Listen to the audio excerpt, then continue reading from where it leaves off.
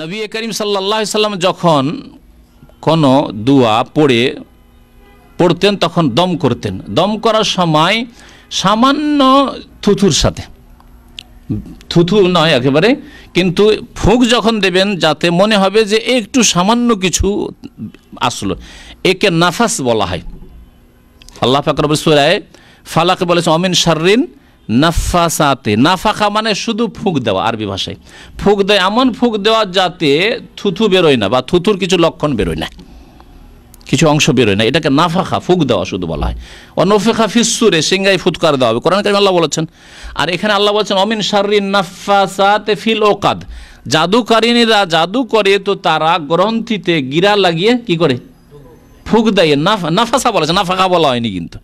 তো নাফাখা, নুন ফাখা আর নুন ফাসা, এর পার্থক্য হচ্ছে যে নাফাস যদি হয় তাতে ফুকের সাথে সামান্য থুতুর অংশ যেতে পারে। তাহলে সুন্নতি তরিকা ফুক দেওয়ার ক্ষেত্রে হচ্ছে এইরকম, যা নবী করিম সাল্লাল্লাহু আলাইহি ওয়াসাল্লামের এই হাদিসে, যা বুখারীতে রয়েছে, মা আয়েশা রাদিয়াল্লাহু তাআলা আনহা বর্ণনা করছেন আন্না নবী সাল্লাল্লাহু আলাইহি ওয়াসাল্লাম কান ইয়ানফুসু আলা নাফসিহি ফিল মারাদ। নবী করিম সাল্লাল্লাহু আলাইহি ওয়াসাল্লাম নিজের ওপর নিজেই ফুক দিতেন, নাফাস মানে ফুঁক দিতেন।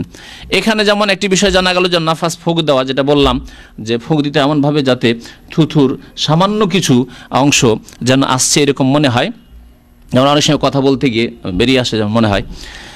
তেমনই আরেকটি বিষয় জানা গেল যে অন্যের দম করার চাইতে নিজেকে নিজে দম করা সবচাইতে ভালো।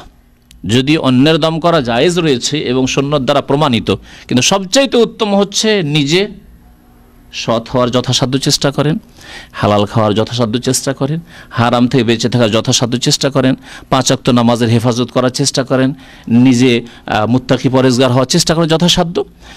আর তার সাথে সাথে নিজের ওপর নিজেই দম করুন, নিজের ছেলে মেয়েদের ওপর নিজেই দম করুন, এর ওপর আপনি অভ্যস্ত হন। মা আয়েশা রাদিয়াল্লাহু তাআলা আনহা বলছেন যে নবী করিম সাল্লাল্লাহু আলাইহি ওয়াসাল্লাম কানা কি করতেন, ইয়ানফুসু আলা নাফসি ফিল মারাজ।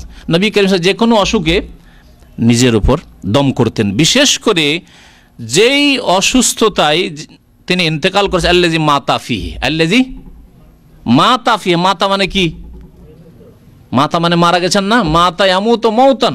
আরবি ভাষা বুঝনেওয়ালা মৌলভী সাহেবদেরকে বলছি, বিদাতিদের, বেরেলভিদের বলছি, আরও যেসব ভাইরা বেরেলভি ছাড়া তাদের সাথে ইখতিলাফ রাখে কিন্তু বলে হায়াতুন নবী।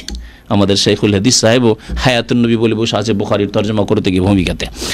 আমাদের মানে এক শ্রেণীর লোকদের শাইখুল হাদিস, কিন্তু কখনো শাইখুল হাদিস হতে পারে না ওই ব্যক্তি যেই ব্যক্তি কোরআন হাদিসের তর্জমা করছে আর তাকে এটা নজরে আসে না যে নবী করিম সাল্লাল্লাহু আলাইহি ওয়াসাল্লাম সম্পর্কে হাজার হাজার সাহাবায়ে কেরামরা, খোদ নবী সাল্লাল্লাহু আলাইহি ওয়াসাল্লামের বিবিগণ বলছেন মাতা ফিল মারাজ আল্লাজি মাতা ফিহি, যাতে তার মওত হয়েছিল, মারা গিয়েছিলেন, তারপরে হায়াতুন নবী কি করে হতে পারে? তাহলে কি করে সেই ব্যক্তি শাইখুল হাদিস হতে পারে? কখনো হতে পারে না। যেই ব্যক্তি বলবে নবী সাল্লাল্লাহু আলাইহি ওয়াসাল্লাম জীবিত আছেন, শিরক করলো সেই ব্যক্তি। আল্লাহু লা ইলাহা ইল্লা হুয়াল আল হাইয়ুল কাইয়ুম, তিনি আল হাই, সবসময় তিনি জীবিত, তিনি সর্বদাই জীবিত, চিরঞ্জীব তিনি।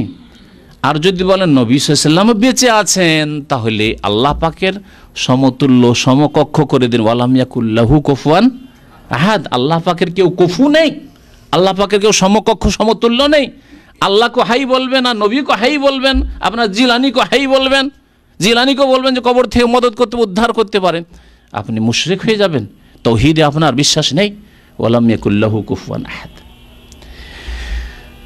তো নবী করিম সাল্লাল্লাহু আলাইহি ওয়াসাল্লাম সম্পর্কে মা আয়েশা কি বলছেন তা শুনে আবার বলছি, আল্লাজি মাতা ফি। আমি বহু হাদিস এরকম শুনিয়েছি, আমার একটা আলোচনা এর আগে আছে ওয়াফাতে রাসূলের উপর। বিল মুআউযাত, কি দিয়ে তিনি ফুঁক দিতেন? মুআউযাত পড়ে। মুআউযাত এখানে বলা হয়েছে, মুআউযাত তাইন যদি বলা হয়, 2টি মুআউযা মানে 2টি এমন সূরা যেই সূরা দিয়ে আল্লাহর আশ্রয় রাখা হয়। তাহলে কোন সূরাকে উদ্দেশ্য করা হয়? সূরা ফালাক এবং সূরা নাস। মুআউযাতাইন, কুল আউযু বিরাব্বিল ফালাক এবং কুল আউযু বিরাব্বিন নাস, আউযু করে আছে, সেই জন্য এই 2টির নাম হচ্ছে মুআউযাতাইন। সূরাতাইন মুআউযাতাইন, এমন সূরা যেই সূরা দিয়ে আল্লাহ পাকের স্মরণে বা আল্লাহ পাকের আশ্রয় রাখা হয়। আর মুআউযাত যখন বহু বচন বলা হয়েছে, ওলামারা বলেছেন সূরা ইখলাস ওতে শামিল করে নেন, কারণ সূরা ইখলাসে যদিও কুল আউযু শব্দ নেই, কিন্তু যেহেতু তাওহীদ তাতে রয়েছে, পুরো কোরআনের কারীমের 1/3 অংশ এই জন্য বলা হয়েছে। কোরআনে কারীমের একটি বিষয়বস্তু হচ্ছে, টপিকস হচ্ছে তাওহীদ, সেটি এই সূরা ইখলাসে আছে। কোরআনে কারীমের আরেকটি বিষয়বস্তু হচ্ছে হ্যাঁ, আর কিসসা কাহিনী, ঠিক আছে, ঘটনা বলি। আর কোরআনে কারিমে আর একটি দিক হচ্ছে ইবাদত।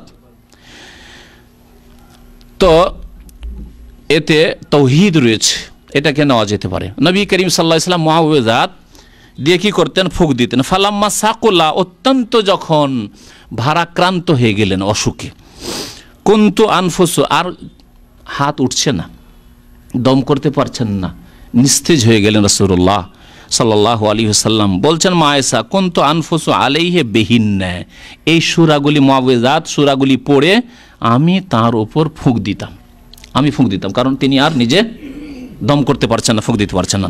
ও আমসাহু বিয়াদি নাফসিহি লিবারাকাতিহা, ফুঁক দিতাম আমি, কিন্তু রাসূলুল্লাহ সাল্লাল্লাহু আলাইহি ওয়াসাল্লামের মোবারক হাত দিয়ে তার শরীরে হাত বুলাইতাম। কেন? ফুঁক দিলেন মা আয়েশা, যখন নিজে ফুঁক দিলেন নিজে হাত ফিরাবেন না, তিনি না হাত ফিরিয়ে, তার হাত না ফিরিয়ে রাসূলুল্লাহ সাল্লাল্লাহু আলাইহি ওয়াসাল্লামের হাতগুলিকে ধরে আবার গায়ে হাত ফিরাতেন। কি জন্য? বলছেন তিনি লেবারাকাতিহা, রাসূলুল্লাহ সাল্লাল্লাহু আলাইহি ওয়াসাল্লামের হাতের বরকতের কারণে, কারণ আমার হাতে ওই বরকত নেই যে আমার হাত ফিরাবো রাসূলুল্লাহ সাল্লাল্লাহু আলাইহি ওয়াসাল্লামের মোবারক শরীরে।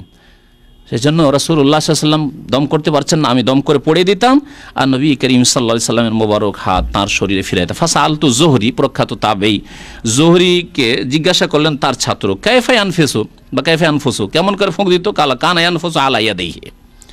তাহলে নবী করিম সাল্লাল্লাহু আলাইহি ওয়াসাল্লামের মোবারক হাত নিয়ে হাত বুলাইতেন, তাহলে ফুঁক দেওয়ার তরিকাটা কেমন হইতো? বলছেন যে মা আয়েশা রাদিয়াল্লাহু তাআলা আনহা নবী সাল্লাল্লাহু আলাইহি ওয়াসাল্লাম দুই হাতকে ধরতেন, আর ধরার পরে দোয়া পড়ে, মানে সূরা নাস, ফালাক, সূরা ইখলাস পড়ে, মুআউযাত পড়ে ফুঁক দিতেন। কার হাতে? রাসূলুল্লাহ সাল্লাল্লাহু আলাইহি ওয়াসাল্লামের হাতে। তারপরে নবী সাল্লাল্লাহু আলাইহি ওয়াসাল্লামের হাতে যে ফুঁক দেওয়া হলো, ওই হাত দুটো নবী করিম সাল্লাল্লাহু আলাইহি ওয়াসাল্লামের মোবারক দেহেতে ফিরিয়ে দিতেন।